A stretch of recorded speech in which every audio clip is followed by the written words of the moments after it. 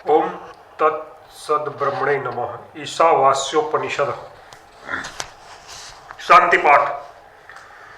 ओम वह परब्रह्म पूर्ण है और वह यह कार्य ब्रह्म भी पूर्ण है, क्योंकि पूर्ण से पूर्ण की ही उत्पत्ति होती है तथा प्रलय काल में पूर्ण कार्य ब्रह्म का पूर्णत्व लेकर अपने में लीन करके पूर्ण परब्रह्म ही बच रहता है। त्रिविध ताप की शांति हो। संबंध भाष्य। ईशावास्यम आदि मंत्रों का कर्म में विनियोग नहीं है, क्योंकि वे आत्मा के यथार्थ स्वरूप का प्रतिपादन करने वाले हैं, जो कि कर्म का शेष नहीं है। आत्मा का यथार्थ स्वरूप शुद्धत्व, निष्पापत्व, एकत्व, नित्यत्व, अशरीरत्व और सर्वगत तत्व आदि है, जो आगे कहे जाने वाले हैं। इसका कर्म से विरोध है, अतः इन कर्म मंत्रों का कर्म में विनियोग न होना ठीक ही है। आत्मा का ऐसे लक्षणों वाला यथार्थ स्वरूप उत्पाद, विकार्य, अल्प्य और संस्कार्य अथवा कर्ता भोक्ता रूप नहीं है, जिससे कि वह कर्म का शेष हो सके। संपूर्ण उपनिषदों की परिसमाप्ति आत्मा के यथार्थ स्वरूप का निरूपण करने में ही होती है, तथा गीता और मोक्ष धर्मों का भी इसी में तात्पर्य है। अतः आत्मा के सामान्य लोगों की बुद्धि से सिद्ध होने वाले अनेकत्व, कर्तृत्व, भोक्तृत्व तथा अशुद्धत्व और पापमयत्व को लेकर ही कर्मों का विधान किया गया है।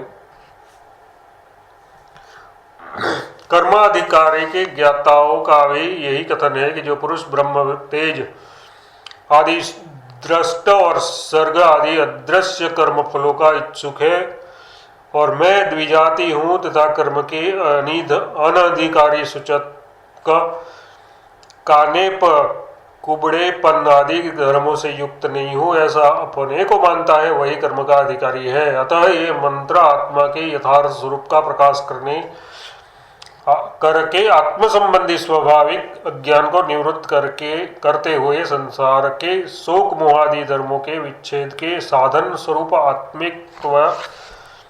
आत्मिकवादी विज्ञान को ही उत्पन्न करते हैं। इस प्रकार जिसके मुमुक्ष रूप अधिकारी आत्मिक रूप विषय प्रतिपादक रूप संबंध और अज्ञान निवृत्ति तथा परमानंद प्राप्ति रूप प्रयोजन का ऊपर उल्लेख हो चुका है, उन मंत्रों की हम संक्षेप में व्याख्या करेंगे। सर्वत्र भगवत दृष्टि का उपदेश। जगत में जो कुछ स्थावर जंगम संसार है, वह इस सब ईश्वर के द्वारा आच्छादनीय है। यथार्थ उसे भगवत स्वरूप अनुभव करना चाहिए। उसके त्याग भाव से तू अपना पालन कर, किसी के धन की इच्छा न कर।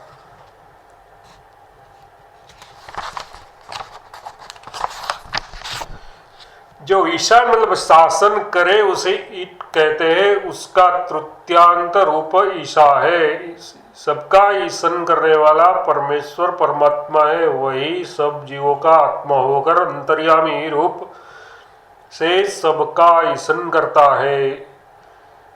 उस अपने स्वरूप आत्मा इससे सब वाच्य आच्छादन करने योग्य है।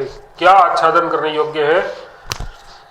ये सब जो कुछ जगती यथार्थ पृथ्वी में जगत स्थावर जंगम प्राणी वर्ग है, वह सब अपने आत्मा ईश्वर से अंतर्यामी रूप से ये सब कुछ मैं ही हूँ ऐसा जानकर अपने परमार्थ सत्य स्वरूप परमात्मा से ये संपूर्ण मिथ्याभूत चराचर आच्छादन करने योग्य है। जिस प्रकार चंदन और अगरू आदि की जल आदि के संबंध से गीलेपन आदि के कारण उत्पन्न हुए औषधि दुर्गंधित उन चंदन आदि के स्वरूप को घिसने से उसके पारमार्थिक गंध से आच्छादित हो जाती है, उसी प्रकार अपने आत्मा में आरोपित स्वाभाविक कर्तृत्व, भोक्तृत्व आदि लक्षणों वाला द्वैत रूप जगती में यानी पृथ्वी में जगत्याम ये शब्द स्थावर जंगम सभी का उपलक्षण कराने वाला होने से इस परमार्थ सत्य स्वरूप आत्मा की भावना से नाम रूप और कर्ममयी सारा ही विकारजात परित्यग हो जाता है।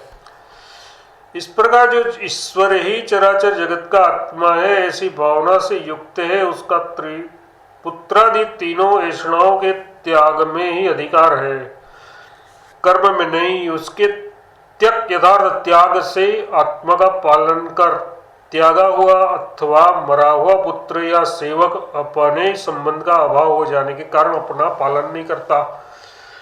अतः त्याग से यही श्रुति का अर्थ है, भोग यानी पालन कर। इस प्रकार ऐषणाओं से रहित होकर तू